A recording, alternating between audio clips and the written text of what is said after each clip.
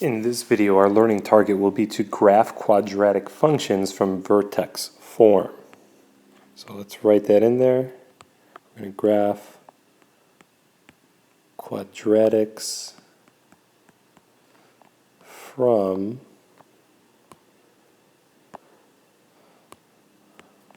vertex form. Now, I always think that, for me personally, vertex forms is probably one of the easiest ways to graph a quadratic function. So vertex form looks like this.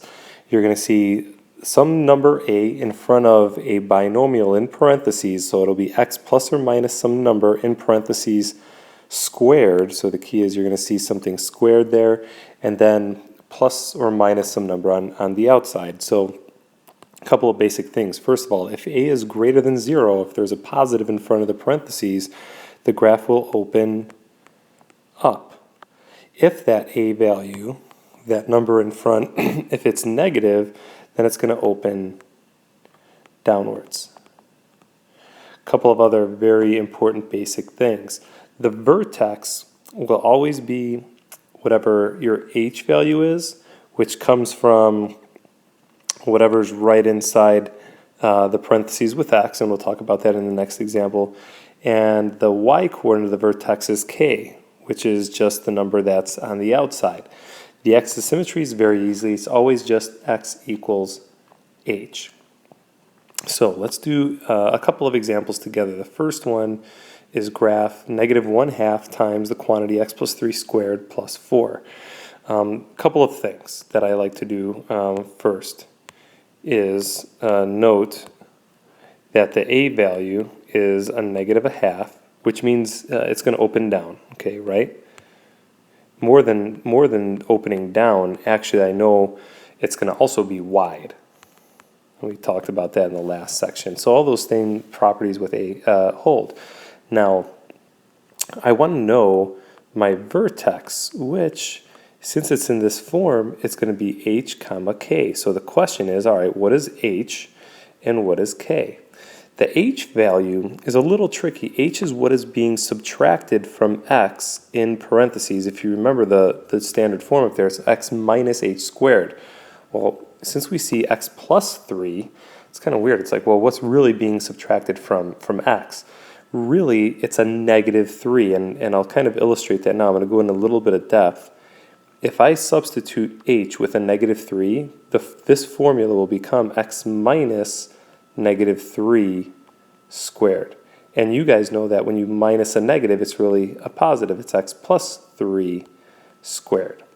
So, the end of the day, this is just what I tell students, because they're often confused by that. I say, if you see a plus inside the parentheses with x, that really means the h is negative. Okay, it's just the opposite of what you see with x in the parentheses. So my h value is really -3. What's a little bit easier is the k value is what you see, what you get. So my k value is just +4.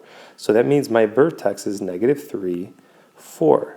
Really, no calculations are needed. I can just look at the equation and know what my vertex will be. So let's plot that -3, 4.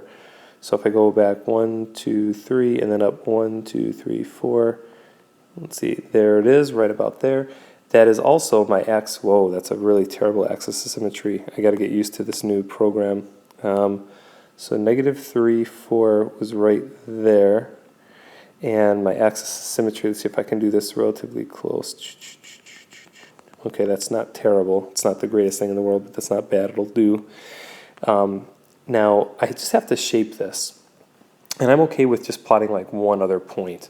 So we could plot a few points. I'm going to make an XY table. Let's say I plug in 0 for x.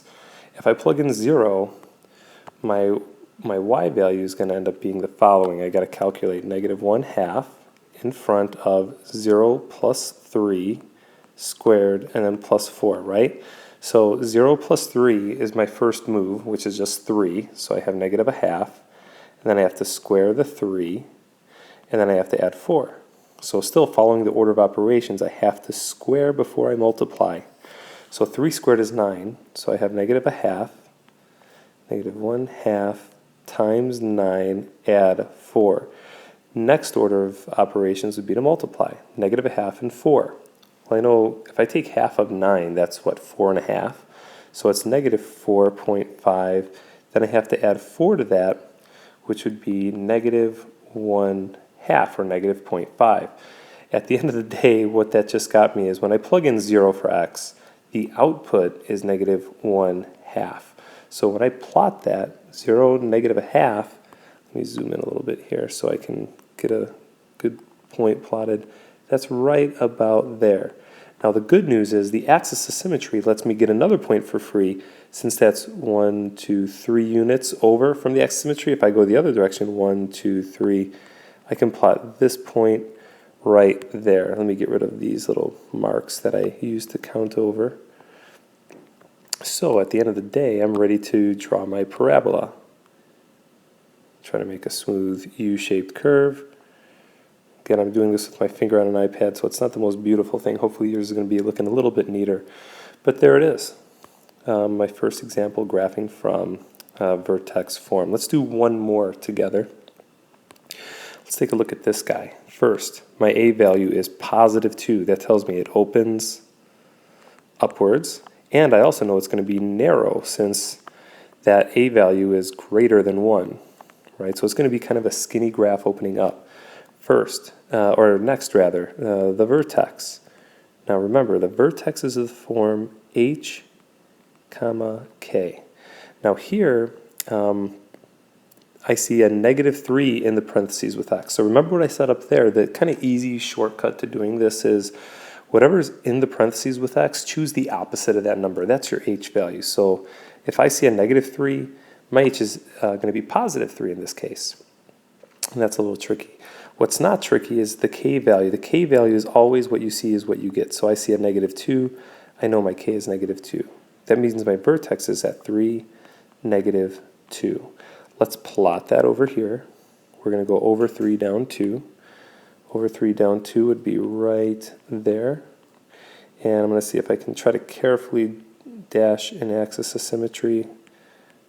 It's a little bad aim, but I think you get the point, right? That's my axis of symmetry at x equals 3.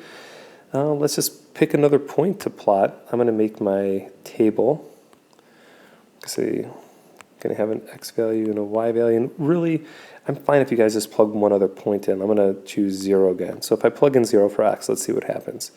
I'd have to do 2 times the quantity, 0 minus 3, quantity squared minus 2. Inside of the parentheses, 0 minus 3 is just negative 3. And then I have to square it and subtract 2. So next step is to square before I multiply.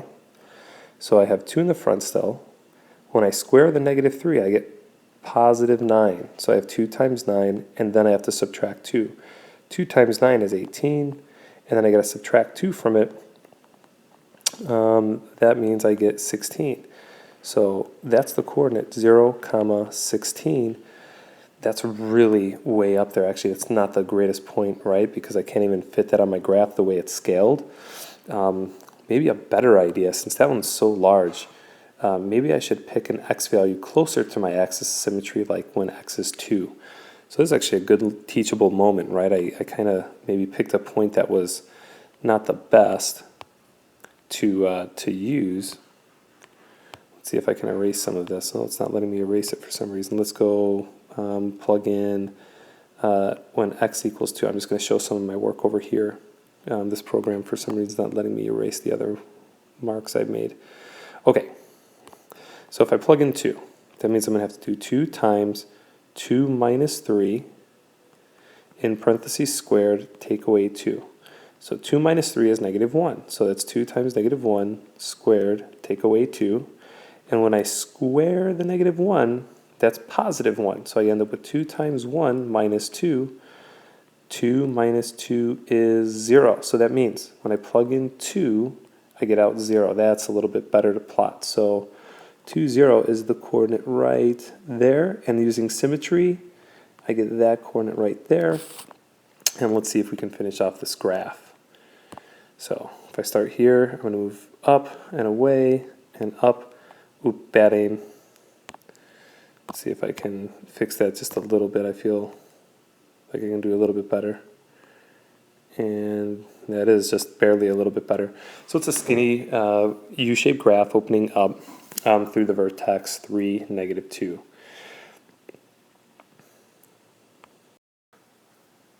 To finish off, I'd like you to try to graph the following function on your own and have that ready to go for tomorrow's discussion. Thanks for watching.